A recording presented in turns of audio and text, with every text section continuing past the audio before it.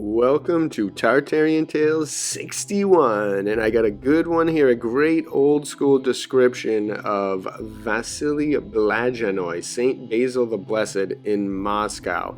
And this is from a book called Russia as Seen and Described by Famous Writers, compiled by Esther Singleton and released in 1904.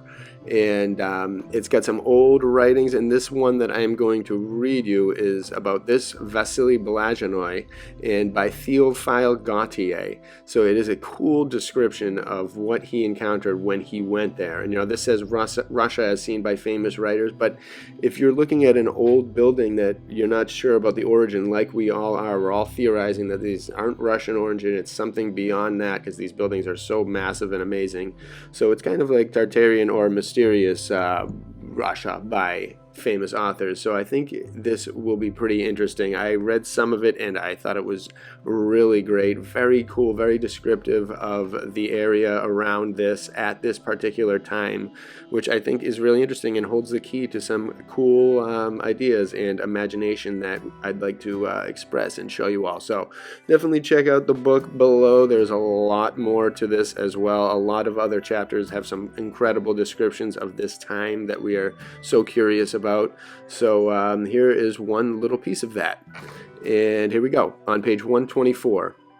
We soon reached the Kitai Gorod, which is the business quarter upon the Krasnaya, the Red Square, or rather the Beautiful Square, for in Russia the words red and beautiful are synonymous. Upon one side of the square is the long facade of the Gostonoy Dvor, and I'm going to butcher, these pronunciations, but bear with me, an immense bazaar with streets enclosed by glass-like passages, in which contains no less than 6,000 shops. That's pretty cool. The outside wall of the Kremlin rears itself on another side, with gates piercing the towers of sharply peaked roofs, permitting you to see above it the turrets, the domes, the belfries, and the spires of the churches and convents it encloses. On another side, strange as the architecture of DreamLand, stands the chimerical and impossible church of Vasily Blazhenoy, which makes your reason doubt the testimony of your eyes. That is perfect. Perfect description. Although it appears real enough, you ask yourself if it is not a fantastic mirage, a building made of clouds curiously colored by the sunlight, in which the quivering air will change or cause to dissolve. Without any doubt, it is the most original building in the world. It recalls nothing that you have ever seen, and it belongs to no style whatever. You might call it a gigantic madrepore, a colossal formation of crystals, or a grotto of stalactites inverted. But let us not search for comparisons to give an idea of something that has no prototype. Let us try rather to describe Vasily Blazhenoy, if indeed there exists a vocabulary to speak of what had never been imagined previously.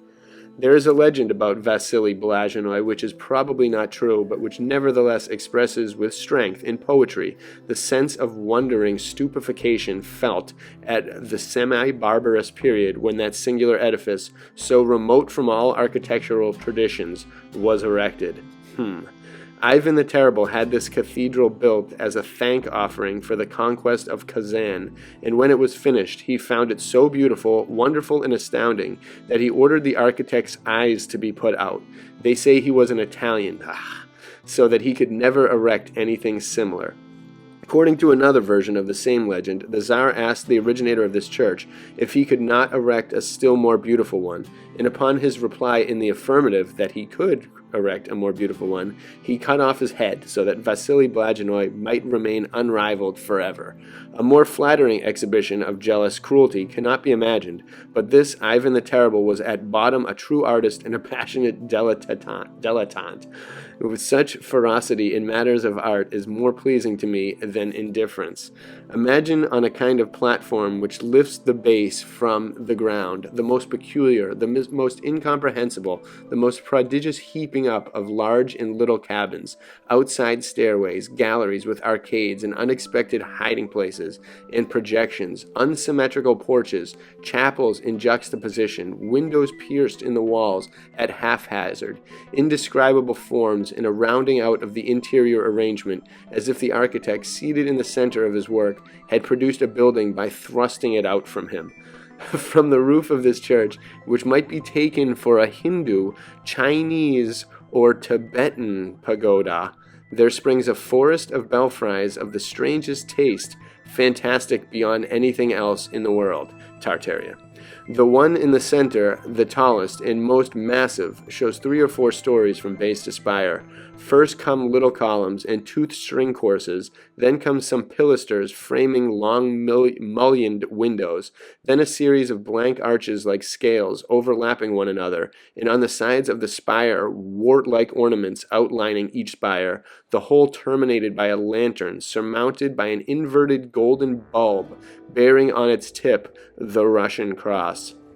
The others, which are slender and shorter, affect the form of the minaret in their fantastically ornamented towers, and in cupolas that swell strangely into the form of onions. Some are tortured into facets, others ribbed, some cut into diamond-shaped points like pineapples, some striped with fillets and spirals, others again decorated with lozenge-shaped and overlapping scales, or honeycombed like a beehive, and all adorned at their summit with the golden ball surmounted by the cross.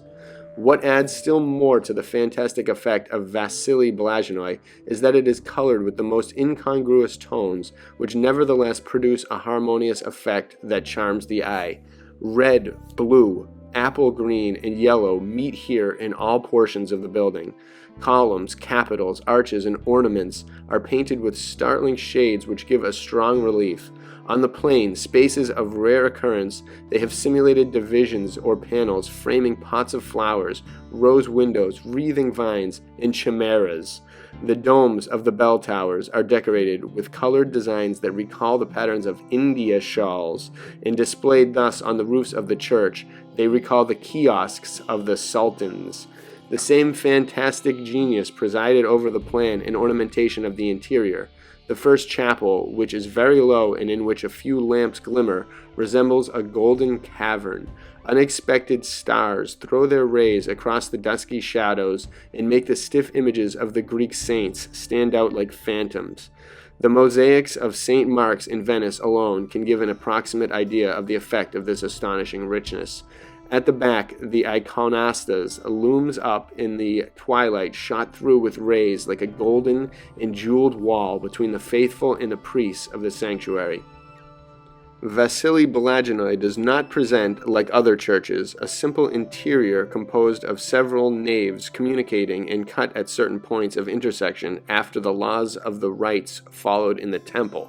It is formed of a collection of churches or chapels in juxtaposition and independent of each other. Each bell tower contains a chapel which arranges itself as it pleases in this mass. The dome is the terminal of the spire or the bulb of the cupola. You might believe yourself under the enormous casque of some Circassian or Tartar giant. These callets are, moreover, marvelously painted and decorated in the interior. It is the same with the walls, covered with those barbaric and hieratic figures, the traditional designs for which the Greek monks of Mount Athos have preserved from century to century, and which, in Russia, often deceive the careless observer regarding the age of a building. It is a peculiar sensation to find yourself in these mysterious sanctuaries, where personages familiar to the Roman Catholic cult mingle with the saints peculiar to the Greek calendar, and seem, in their archaic Byzantine and constrained appearance, to have been translated awkwardly into gold by the childish devotion of a primitive race. These images that you view across the carved and silver-gilt work of the iconastas, where they are arranged symmetrically upon the golden screen, opening their large fixed eyes and raising their brown hand with the fingers turned in a symbolic fashion, produce, by means of their somewhat savage, superhuman, and immutable traditional aspect, a religious impression not to be found in more advanced works of art. These figures seen amid the golden reflections and twinkling light of the lamps easily assume a phantasmagorical life, capable of impressing sensitive imaginations and of creating, especially at the twilight hour, a peculiar kind of sacred awe. Narrow corridors, low-arched passages, so narrow that your elbows brush the walls and so low that you have to bend your head, circle about these chapels and lead from one to the other. Nothing could be more fantastic than these passages. The architect seems to have taken pleasure in tangling up their treading ways. You ascend, you descend, you seem to go out of the building, you seem to return, twisting about a cornice to follow the curves of a bell tower, and walking through thick walls and tortuous passages that might be compared to the capillary tubes of madrepores, or to the roads made by insects in the barks of trees. After so many turnings and windings, your head swims, a vertigo seizes you, and you wonder if you are not a mollusk in an immense shell. I do not speak of the mysterious corners, of inexplicable cocums, low doors opening no one knows whither, dark stairways descending into profound depths, for I could never finish talking of this architecture, which you seem to walk through, as if in a dream. And there is, I think, so much that we can deduce kind of from that and from the general feelings of someone that is a creative like this writer. He's clearly a very creative and excellent writer. I've never heard of him before, but I'm sure he's very popular and has a lot. But his style of writing is excellent, and he writes really intelligently, and you can tell that he's an artist as well because he summons the feelings of the zone, and he takes in stuff that most people might take for granted, and he thinks different things and he writes them down so that we can examine them later and think about them, get comparisons in our own head, make our own connections kind of work and form differently as well.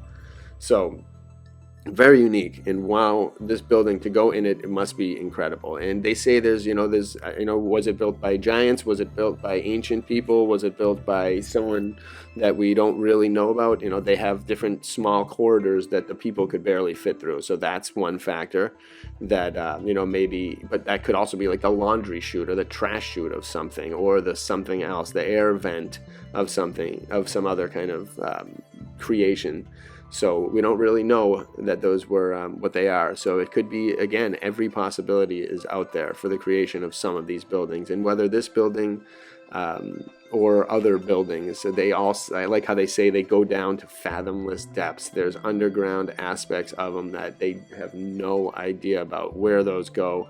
People don't know. Some people probably did at the time, but the people like this guy would not take the risk, and I probably wouldn't either. But very incredible stuff. I think these guys, I love this story. I love just experiencing what they thought about, how they said, certain times that the phantoms of the Roman Church cult, or the kind of different impressions that certain parts were created later than other parts, whereas some parts may have been created very recently and others very anciently, like the structure, the parts that will last and stand the test of time, were all created a very long time ago. I am most certain of. And the other thing is the propaganda was probably what was created during this time, because again, this is probably mid-1800s or something. I'm not exactly positive, but I think that's the case. And at that point, it's again anybody's guess at what was going on, who was in control, who put out the writing, who published it, who did, etc. Again, these Tartarian tales, each little piece adds a tiny bit of something, of thought, of feeling. It's only through the experiences of other people, the surviving remnants that existed in these times, that we can maybe get more and more little clues until we start digging, and until people start blowing the whistle, people in the Smithsonian and Vatican, which I say all the time, but it would be nice if someone did it. And we need to discover all this stuff, discover the true ancient past, discover the technology that they were using that was most definitely beneficial to the human being, the soul, the mind, the body, the spirit, the everything. And we need to bring it back, because something mutilated it, and it's been in control ever since, and turned it to dust like these buildings, and turned it to rubble. And at one point in time, I have a feeling these were all amazing buildings, and the cities were just all over the place, and they were perfect and incredible in so many different ways. All of these things existing in the same area, it's just too many coincidences, certain shapes, certain different techniques of plastering over that become obvious. People dig through it, people find other things. I'm sure these have all been looted long ago, but there's still more to discover, because they don't go all the way. They don't discover everything. Absolutely not. So again, I hope you all enjoyed this little brief Tartarian tales, and let the imaginations continue to flow. Keep doing the research, keep digging. So bless you all. Tartarian.